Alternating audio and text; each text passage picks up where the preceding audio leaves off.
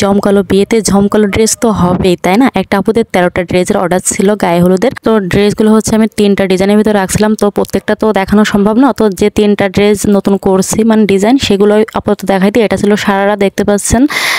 আর উপরে কিন্তু হচ্ছে হলুদ কালারের ভিতর ছিল, ওইটা হচ্ছে কোটগুলা করছিল আপুরা তিনজন হচ্ছে এরকম টাইপের ছিল। আর এবার হচ্ছে স্কার্ট, ছোট যারা ছিল তাদের জন্য হচ্ছে স্কার্টের অর্ডার ছিল। তো দেখতে পাচ্ছেন উপরে পাটটা হচ্ছে এই যে আমি টার্সেল দিয়েছিলাম কিন্তু পিছনে, এবং হাতা কিন্তু ফুলানো হাতা ছিল।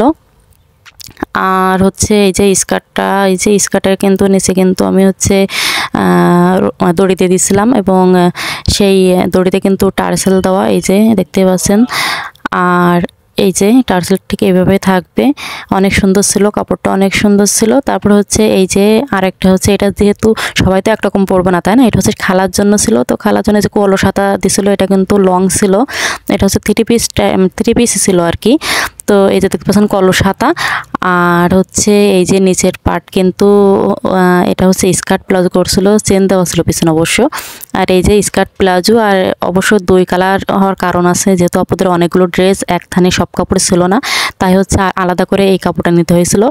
এবার হচ্ছে এটা হচ্ছে স্কার্ট, এই কাপড়ের এই জন্য দেখাচ্ছে এটাও স্কার্ট। তো দেখতে পাচ্ছেন স্কার্টটা কিন্তু টার্সেল দেওয়া, প্রত্যেকটা স্কার্টে কিন্তু টার্সেল দেওয়া ছিল, এবং কাপড়গুলো দেখেন কতটা সুন্দর। এই যে টার্সেল দেওয়া। আর বইয়েরটা দেখলে তো আপনাদের মাথা নষ্ট হয়ে যাবে, শেষে আমি বইয়েরটা দেখাই দিব। আর ওটা দেখাতে গেলে হচ্ছে একদম ভিডিও লং হয়ে যাবে। তো আমি যে কটা ডিজাইন করছি শুধু সে কটাই দেখাই দিই। তারপরে এই যে দেখতে পাচ্ছেন একটা পিচ্চি ছিল, তো এই পিচ্চিটা না দেখালে আমি শান্তি হচ্ছিল না, এটা না দেখালে। তো এই দেখেন কত কিউট, এটা কিন্তু স্কার্ট ছিল। এই যে সাইডে কিন্তু টার্সেল দেওয়া। আর ছোটো পিচ্চিদের কিন্তু এইসব ড্রেসগুলো এত সুন্দর লাগে, মানে সবার নজর থাকবে হচ্ছে ছোটো পিচ্চিটার দিকে। তো এবার উপরের পাটটা দেখতে পাচ্ছেন আমি কিন্তু হচ্ছে পরি হাতে দিয়ে দিয়েছিলাম, পিছনে কিন্তু টার্সেল ছিল বড়ির। তো দেখেন কতটা কিউট লাগছে। ছোট বাচ্চাদের কিন্তু ড্রেস বানালে এমনি কিউট লাগে, আর পরলে তো মানে কেমন লাগবে তো বুঝতেই পারতেছেন। তো এই যে আমি নিচে ধরে দেখাই, এই যে ছোট পিসিটা হচ্ছে এটা।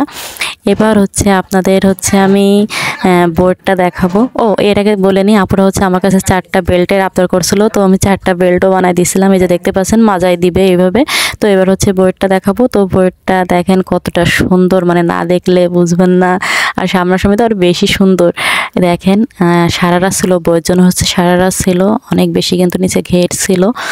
আর হচ্ছে এই যে উপরে পাটটা এত গর্জিয়াস, এতটা মানে পাথরের তৈরি ছিল, এবং দেখেন লেস দেওয়া কিন্তু আছে, পিছনে কিন্তু টার্সেল দেওয়া আছে। বইয়েরটাও কিন্তু সারারা ভিতরে রাখছিল, তো মানে সারারা একদম এতটা গর্জিয়াস ছিল। এবার ওড়নাটাও দেখতে পাচ্ছেন যে এই যে চারি সাইডে কিন্তু আমি লেস করে দিয়েছিলাম, হলুদের ভিতর রাখছিল ওড়নাটা। আর এই যে আমি একটু গায়ে তোমাদের ধরে দেখাই কেমন লাগে। তো মানে এতটা সুন্দর ছিল, সামনাসামনি আসলে মন এতটা গ্লেজ দিচ্ছিল, যেহেতু পাথরের কাজ উপরের পাটটা।